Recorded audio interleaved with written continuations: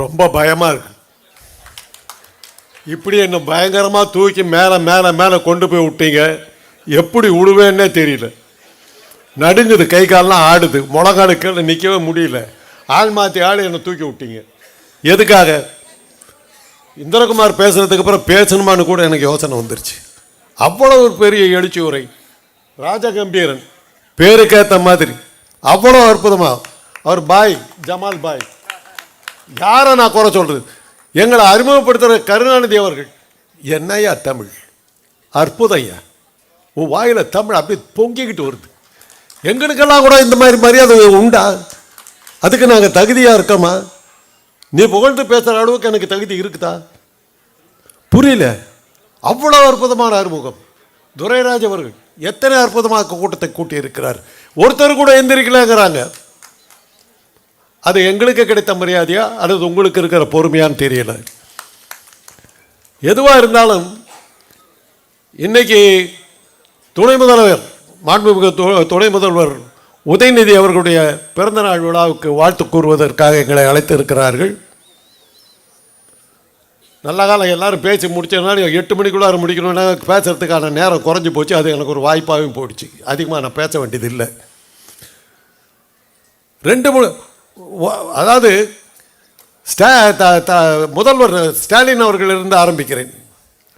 ஸ்டாலினை இளைஞராக இருக்கும்போதே தெரியும், பள்ளிக்கூடத்தில் படிக்கும்போதே எனக்கு தெரியும். கலைஞர் அவர்கள் தன்னுடைய குடும்பத்தில் உறுப்பினர்களை எல்லாம் அரசியலில் கொண்டு வரதுக்கு அவர் அவ்வளோ விருப்பம் காட்டலை. எப்படி சொல்கிறேன்னா, தன்னுடைய மூத்த மகன் அழகிரியை என்னுடைய அண்ணனுக்கிட்ட அனுப்பிச்சார் ராஜாராம் கிட்ட. என்ன பண்ணாரா அப்படின்னு போய் ராஜாராம் கிட்ட கேட்டுக்கிட்டு வா அப்படின்னார். அவர் 2-3 நாள் எங்கள் வீட்டுக்கு வந்தார். எங்கள் அண்ணன் அவரோட பேசிக்கிட்டு இருந்தார். அழகிரி எனக்கு ரொம்ப பழக்கம். நானும் அதெல்லாம் அரட்டை அடிச்சுக்கிட்டு இருக்கும்போது கடைசியாக என்ன முடிவாச்சு, அழகிரி ஏற்றுக்கொண்டது என்னன்னாக்கா, ராயப்பேட்டை சிண்டிகேட் வங்கியில் கேஷியராக அவரை சேர்த்துவது என்று முடிவெடுத்துவிட்டது. ராயப்பேட்டை சிண்டிகேட் வங்கியில் அவர் கேஷியராக 1 வருஷம் பணியாற்றினார். அந்த 1 வருஷமும் அவரால் அது பொறுமையாக இருக்க முடியல. அவர் அரசியலுக்கு வந்தார். அதே போல் ஸ்டாலினை என்ன செய்யலாம் என்று என் அண்ணனிடம் அனுப்பிய போது, அப்போது தான் இந்த இறால் வளர்ப்பு திட்டம் வந்துக்கிட்டு இருந்த நேரம். அந்த இறால் வளர்ப்பு திட்டத்தில் அதில் இறக்கி விட்டு, அவரையும் தமிழரசு 2 பேர்த்தையும் இறக்கி விட்டு, எண்ணூர் துறைமுகத்துக்கு பக்கத்தில் இறால் பண்ணையை வச்சுக்கிட்டு அவங்க 2 பேரும் படிப்புரிஞ்சாங்க. அதுக்கப்புறம் பார்த்தாங்க, ஸ்டாலின் அவர்களை அரசியலுக்கு கொண்டு வந்ததற்கு முக்கிய காரணமாக நம்ம சொல்ல வேண்டியது யாருன்னாக்கா, இந்திரா காந்தி. எமர்ஜென்சி அறிவித்த போது அன்னைக்கு இருந்த அதிகாரிகள் தலைவர்களை கைது பண்ணாக்க அவங்க துணிச்சல் மிக்கவர்கள், அவங்க பயப்பட மாட்டாங்க. மாங்குயில் கூவிடும் பூஞ்சோலை எம்மை மாட்டை நினைத்திடும் சிறைச்சாலைன்னு பாரதிதாசன் பாட்டை பாடிட்டு அவங்க ஜெயிலுக்கு போய் ஜாலியாக இருந்துருவாங்க. அதனால் அவங்கள பண்ணாதீங்க. அவங்க பிள்ளைங்களையோ அவங்களுக்கு யார் பிடிச்சமாக இருக்காங்களோ அவங்கள ஜெயிலில் போட்டு சித்திரவதை பண்ணாக்கா தலைவன் கலங்கி அடிச்சுக்கிட்டு ஓடியாந்துருவான் அப்படின்ற ஒரு சித்திரவதைக்கு ஒரு புது விளக்கத்தை கொடுத்து, அந்த அடிப்படையில் கலைஞரை கைது செய்யாமல் ஸ்டாலின் அவர்களை கைது செய்து சிறையில் போட்டார்கள்.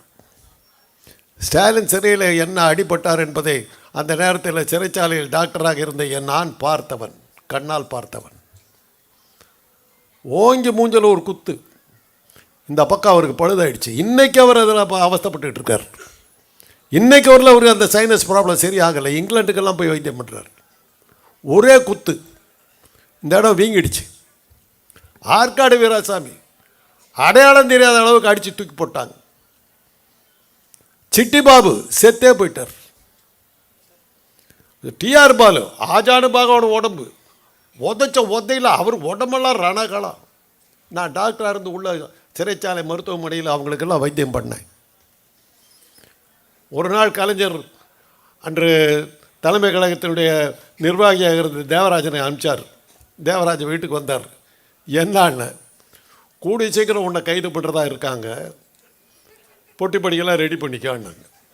என்னன்னாக்கா, சிறைச்சாலையில் உட்காந்துக்கிட்டு சிறைச்சாலையில் இருக்கிற அந்த மிசா கைதிகளுக்கும் வெளி உலகத்துக்கும் தொடர்பு உள்ளவனாக நான் மாறிக்கொண்டிருக்கிறேன் அப்படிங்கிற ஒரு தகவல் போய் இவனையும் சேர்த்து உள்ள தள்ளுன்ட்டாங்க. சொல்லி வச்ச மாதிரி ஒரு 10 நாளில் வந்தது, உன்னை ஏன் மிசாவில் கைது செய்து உள்ளே தள்ளக்கூடாது, 2 மாதத்தில் பதில் கொடுக்க வேண்டும்னு வந்தது. ஒரே மாதத்தில் எமர்ஜென்சி போச்சு, இந்திரா காந்தி பதவி விழுந்து வீட்டுக்கு போயிட்டாங்க. நான் வெளியில் தான் இருந்தேன். இதெல்லாம் ஒரு அனுபவங்கள். இதெல்லாம் எதுக்காக சொல்கிறோன்னா, வாரிசு அரசியல்ன்றாங்க. யாருக்கு வாரிசு அரசியல் இல்லை?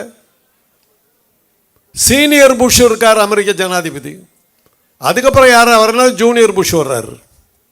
அங்கே இல்லையா வாரிசு? வாரிசுன்றதுக்காகவே நான் தகுதி இழந்து போயிடல.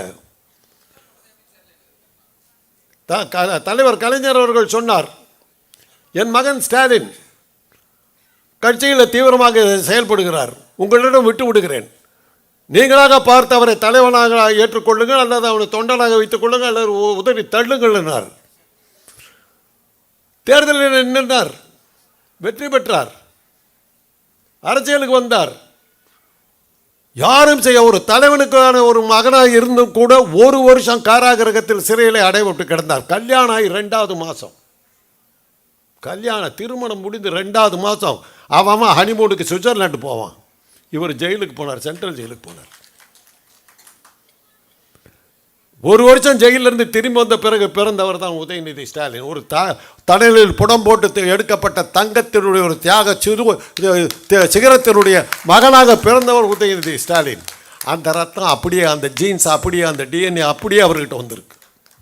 ஒரு கேள்வி கேட்குறாங்க பழனிசாமி, அப்படியே வீரமா, மழை பெஞ்சிருக்குதே, சென்னையில் வெள்ளம் ஓடிட்டு இருக்குதே, என்ன பண்ண, ஒரு வெள்ளை அறிக்கை கொடு அப்படின்னாரு. ரொம்ப அமைதியா, ரோட்டில் போய் பாருங்க, தண்ணியே இல்லை, வெள்ளை அறிக்கை, அவ்வளோதான். போய் பாரு, அறிக்கை என்ன, போய் பாரு, ரோட்டில் தண்ணி கொடுத்த பாரு, அவ்வளோதான், முடிஞ்சு போச்சு. சனாதனத்தை வேரோட ஒழிப்பண்டான்னாரு. உத்தரப்பிரதேசத்துக்கு ஒரு சாமியார் நடுக்கிறான், ஏடா நம்ம பொழப்புல மண்ணை போட்டுருவான் போட்டிருக்கு, இந்த உன் தலையை வெட்டிக்கிட்டு வந்தாக்கா 5000 ரூபா கொடுக்குறான்றான், 5 லட்சம் ரூபா கொடுக்குறாங்கிறான். எங்கே? கன்னியாகுமரியில் அவர் பேசுனதுக்கு பதில் உத்தரப்பிரதேசத்தில் வருது. நடுங்க வச்சு விட்டார். அப்போ தான் நாங்கள் நினைச்சோம், கலைஞர் எப்படி தன்னுடைய பிள்ளைகளில் 3 பேர், நான் பெண்ணை விட்டுட்டீங்கன்னா 3 மகள்கள் இருந்தாலும் ஸ்டாலின் அவர்களை ஏன் தேர்ந்தெடுத்தார் என்பதற்கு அவர் நிரூபித்து காட்டினார். பதவி கிடைக்கிறது பெருசு இல்லைங்க, கொடுத்த பதவி வைத்துக்கொண்டு உருப்படியாக வேலை செய்தீர்களா என்பதுதான் முக்கியம். இன்றைக்கி ஸ்டாலினை கண்டு 56 இன்ச்சு மார்பழகர் நடுங்கிறார், உதறி போய் கிடக்கிறார். அங்கே போய் பேசுகிறார் பீகாரில், திமுக காரன் பீகார்காரன் ஒழிச்சு கட்டி துன்புறுத்துறாங்கிறார். அப்போ தான் எங்களுக்கு சிரிப்பு வந்தது. தமிழை உதைச்சா கூட பரவாயில்லன்னு சொல்லி பீகார்காரன் தமிழ்நாட்டுக்கு வந்திருக்கான். அந்த அளவுக்கு கொடுங்கோல் ஆட்சியை பீகாரில் நடத்திக்கிட்டு இருக்கிற நீ அங்கே ஜெயிச்சு காட்டுற. எப்படி ஜெயிச்சு காட்டின? உனக்கு மாத்திரம் ஞானேஷ்குமார் இல்லைன்னா உன் கதி என்ன ஆகும்? இன்றைக்கி உங்களுடைய பொறுப்புகள் மிக அதிகம். எஸ்ஐஆரில் நீங்கள்லாம் வேலை செஞ்சதாக சொல்கிறாங்க, பத்தாது. இன்றைக்கி எங்கள் வீட்டுக்கு ஒரு பெண் வந்தாங்க எஸ்ஐஆர் இது பண்ணுறதுக்கு. ஏம்மா, நான் வீடு மாற்றி வந்துட்டேன், நான் எனக்கு எப்படி இது அங்கே தான் சார் நீங்கள் போய் கேட்கணுன்னு. அப்படி இல்லைன்னா இதுக்கு முன்னாடி நீங்கள் எங்கே ஓட்டு போட்டிங்களோ அந்த இடத்துக்கு அந்த வாக்குச்சாவடிக்கு போனீங்கன்னாக்கா உங்கள் பேர் அதில் சேர்த்துக்குவாங்க, நான் போகணும் இந்த வயசில். இப்படி எத்தனை பேர்த்துக்கு வாக்குரிமையை அடிபட்டு போகுதுன்னு தெரியலை. இன்றைக்கி ஒரு போராட்டம் ஒன்று நடக்குது. இளைஞர்களே, நீங்கள் கவனமாக பார்த்து கொள்ளுங்கள். நாம் வெற்றி அடைந்து விடுவோம் என்று சொல்வதற்கு அர்த்தமே இல்லை. இன்றைக்கி போராட்டம் நடப்பது தேர்தல் ஆணையத்துக்கும் மக்களுக்கும் மத்தியில். ஓட்டு போட வந்தால் தானே நீ தோக்கடிப்ப. வாக்குரிமை உனக்கு இல்லைன்னு பட்டா நீ என்ன பண்ணுவ? காந்தராஜ் இருக்கான், பாஜக எழுத்து ஓட்டு போடுவான், அவனுக்கு ஓட்டே கிடையாது. அப்புறம் எப்படி ஜெயிக்க முடியும்? எப்படி எந்த இதை வச்சு நீ என்ன உழைச்சாலும் என்ன பிரயோஜனம்? வாக்குரிமை சீட்டில் உன் பேரே இல்லையே, எப்படி ஓட்டு போடுவேன்? இதையெல்லாம் வெல்வதற்கான முயற்சிகளை நம்ம எடுக்க வேண்டிய கட்டாயத்தில் இருக்கிறோம். கூட்டங்கள் சேர்த்துவதாலோ பேசுவதாலோ கருத்துக்களை பரப்புவதாலோ செய்த சேவைகளை பற்றி சொல்வதாலோ எந்த பிரயோஜனமும் இல்லை. வாக்காளர் பட்டியலில் என் பெயர் இல்லை என்றால் நம்மால் ஆட்சிக்கு வர முடியாது. இதை நீங்கள் மனதில் வைத்துக் கொள்ள வேண்டும். அதற்கான வேலைகளை உதயநிதி ஸ்டாலின் அவர்கள் செய்து கொண்டிருக்கிறார்கள். பல கேள்விகளுக்கு அவருடைய கொடுக்குற அழகா இந்திரகுமார் சொன்னார். அதுக்கு தானே எங்களை தேர்ந்தெடுத்துக்கிறாங்க. முடிஞ்சு போச்சு, அவ்வளோதான். ஒரே லைன், திருக்குறள் மாதிரி ஒரே அடி. இதுக்கு தான் என்னை தேர்ந்தெடுத்துக்கிறாங்க. வாயடிச்சு போய் நின்ட்டாங்க. ஒருத்தர் கேட்டார், என்னை கண்டு அவர் பயந்து ஓடி போயிட்டாருன்னாரு. யோ, என்னையா உளர்ற நீ? இன்னும் கவுன்சிலராக கூட ஆகல, ஒரு பஞ்சாயத்து போர்டு மெம்பராக கூட ஆகல, ஒரு பஞ்சாயத்தில் ஒரு சின்ன இதாக கூட இல்லை, ஒரு எலெக்ஷனை நீ பார்க்கல. உன்னோட கூடிக்கிட்டு இருக்கிற ஜால்ரா அடிக்கிற பசங்கள்லாம் வச்சுட்டு பொதுக்குழு உன் கட்சிக்குள்ளார நிர்வாகிகளை தேர்தல் நடத்தலையா நீ வந்து பேசுகிற? அவர் எலெக்ஷனில் நின்று எம்எல்ஏ ஆகி கட்சியில் சேர்ந்து செயலாளராகி எம்எல்ஏ ஆகி மந்திரி ஆகி துணை முதல்வராகி இன்னும் பாக்கி இருக்கிறது முதலமைச்சர், அதுக்கு அடுத்து அப்படி பிரதம மந்திரி, அவ்வளோ தான் இருக்குது. 2 போஸ்ட் தான் பாக்கி இருக்குது. நீ இன்னும் ஆரம்பிக்கவே இல்லை. ஒரு படத்தில் ரஜினிகாந்த் சொல்லுவார், ஒரு குள்ளை வந்து அவரை மிரட்டுவான், முளைச்சி 3 முளை இலை விடல, நீ என்னடா என்கிட்ட பேசுகிறேன்னு. ரஜினி சொல்லுவார், நான் முளைச்சி 3 இலை தான் விடல, நீ முளைக்கவே இல்லையாடா. அதுதான் பதில். உதயநிதி பிரமாதமாக சென்று கொண்டிருக்கிறார். நாங்கள் இதுக்கு முன்னாடி நடந்த இந்த கூட்டத்தில் நான் அதான் சொன்னேன், அற்புதமான வாரிசுகளை இப்போ உருவாக்கி இருக்கிறீர்கள். சோட போகாது. யாருடைய வாரிசுகள்? கலைஞரியா? அவரை பார்த்து வந்தவனுங்க நாங்கள். அது கம்பன் வீட்டு கட்டுத்தெரியும் கவி பாடுன்னு சொல்லுவாங்க. அது மாதிரி கலைஞர் வீட்டுக்கிட்ட பக்கத்தில் நின்று இருந்தால் கூட தமிழ் முழங்கும், வீரம் பொங்கும், எழுச்சம் நிற்கும், போராடுவோம், வலுவான வீரர்களாக நிற்போம். எங்களுக்கே இருக்குதுன்னா அவருடைய வாரிசாக வந்திருக்கிற நீ எவ்வளோ உயர்ந்த இடத்துல இருக்கிற? உன்னை நம்பி நாங்கள் நிற்கிறோம், உன்னை நாங்கள் ஏற்றுக்கொள்ளுகிறோம். வயதிலே நீ சிறியவன், ஆற்றலிலே நீ பெரியவன், திறமையிலே நீ நிரூபித்து காட்டியிருக்கிறாய். உன் தலைமையை ஏற்க நாங்கள் தயாராக இருக்கிறோம். வாருங்கள், எங்களை வழிநடத்தி செல்லுங்கள். முதியவன் என்பதற்காக தடியை ஊனிக்கொண்டால் உன் பின்னால் நான் வருவேன். உங்களால் முடியும். எத்தனையோ லட்சியங்கள், எத்தனையோ விஷயங்கள். விடியலுக்கு அந்த அம்மா சொன்னாங்க, அந்த பஸ்ஸில் போகிறேன்னாங்க. தினசரி பார்க்குறேன். இதுக்கு முன்னாடி தான் சொன்னேன், ஆண்களுக்கு பஸ் விடுங்க, என்ன மாதிரி கணவனுங்களுக்கெல்லாம் பஸ் விடுங்க. மேடையில் இருப்பவர்களை சொல்கிற, அமைச்சர் போயிட்டார், மேயர் அவர்கள் துணை மேயர் உட்காந்துருக்கிறாரு, அவங்களுக்கெல்லாம் சொல்கிறேன், பல திட்டங்களை சொல்லியிருக்கிறீங்க, எங்களுக்கு இன்னும் புரியலை. உதாரணத்துக்கு நான் அவர் கருணாநிதி கிட்ட கேட்டேன், சார் இந்த வீடு தேடி மருத்துவம்னு சொல்கிறீங்களா, அது எப்படி சார் வாங்கிறதுன்னு தெரியல. இது மாதிரி பல விஷயங்கள் மக்களிடம் சரியாக போய் சேரலை. அதை நம்மளாம் செய்யணும். வீடு தேடி மருத்துவம், வயோதிகர்களுக்கு பல சலுகைகள், படிப்பதற்கு பல சலுகைகள், கட்டண குறைவுகள், எத்தனையோ பல திட்டங்களை நம்ம போட்டிருக்கோம். அது எப்படி வாங்கிறதுங்கிற முறைகளை நாம் இன்னும் சரியாக சொல்லலை. அதுக்கான முயற்சிகளை நீங்கள் எடுங்கள்.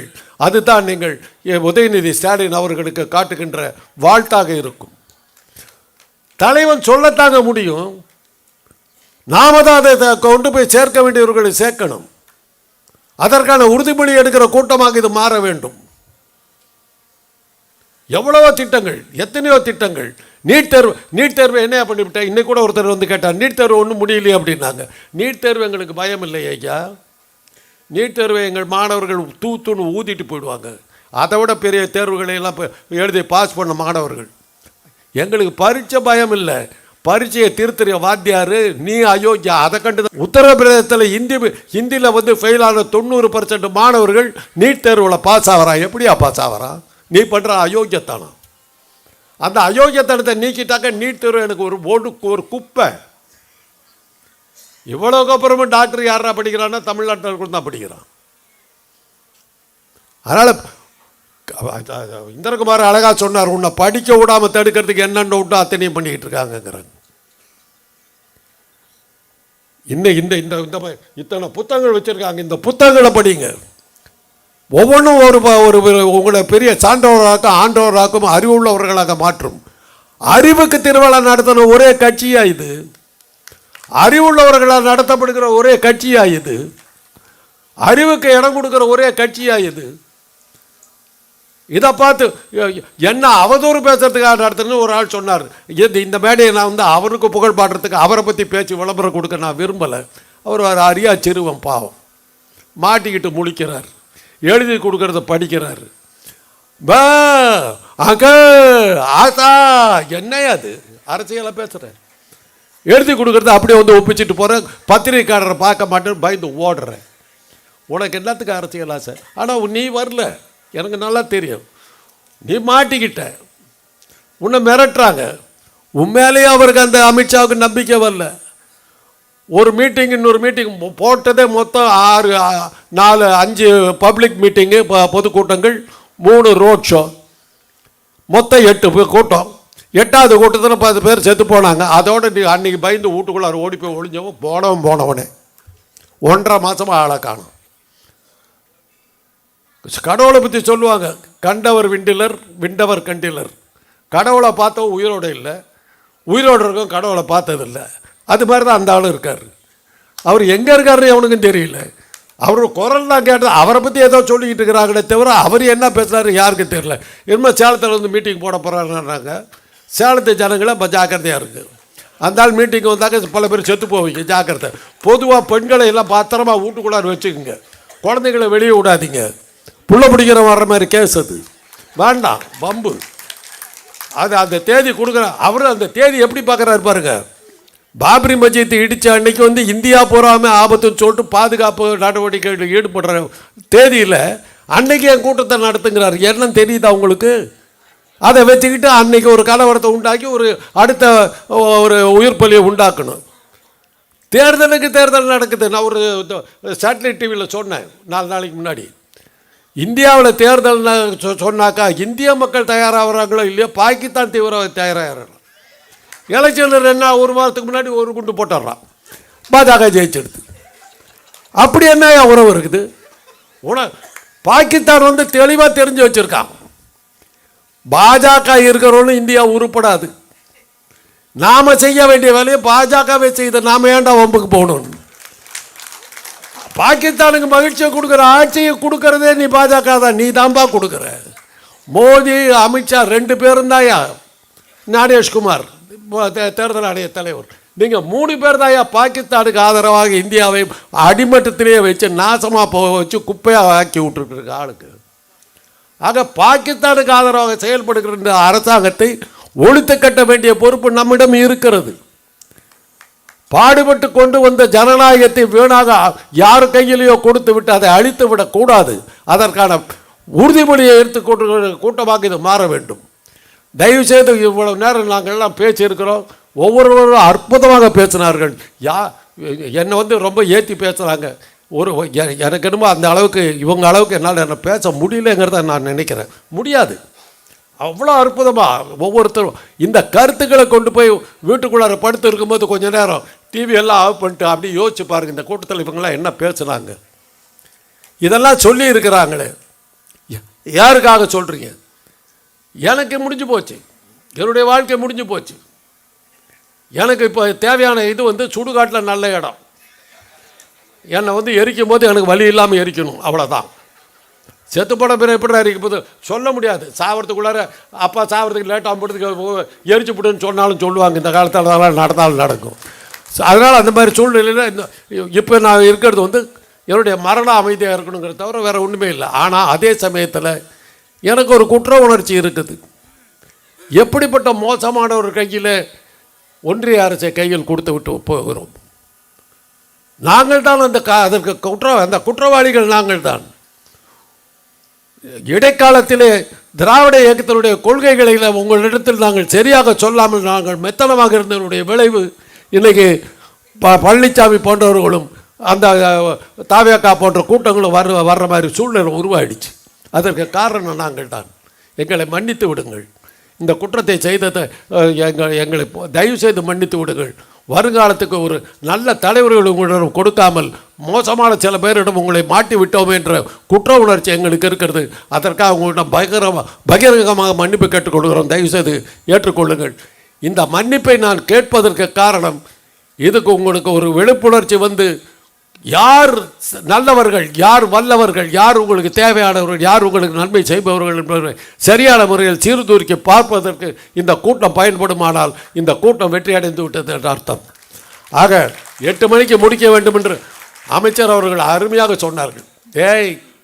8 மணி நேரம் தவறாமை முடிச்சுட்டு போயிடுனார். அப்பயே நாங்கள் புரிஞ்சுக்கிட்டோம். சுருங்க சொல்லி விளக்க வேண்டும். இந்த கூட்டத்துக்கு திரு கருணாநிதி அவர்கள் தான் என்னை கூப்பிட்டார். துரைராஜ் அவர்கள் ஏற்பாடுகளை செய்தார். என்னை கூட்டத்துக்கு கூட்டிட்டு வந்த மகேஷ் கண்ணா அவர்கள் எல்லோருக்கும் என்னுடைய நன்றியை தெரிவித்துக் கொள்கிறேன். அருமையான வீரர்கள்,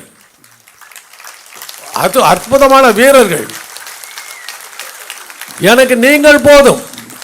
விவேகானந்தர் சொன்னார், ஆற்றல் மிக்க இளைஞர்கள் ஒரு 30 பேரை கொடுங்கள், இந்த நாட்டையும் உலகத்தையும் மாற்றி காட்டுகிறேன் என்றார். அது போன்ற வீரர்கள் கூட்டம் நீங்கள். உங்களை வைத்துக்கொண்டு எங்களால் சாதிக்க முடியும். நம்பிக்கை இருக்கிறது. நம்பிக்கையோடு நான் விடைபெறுகிறேன். நன்றி, வணக்கம்.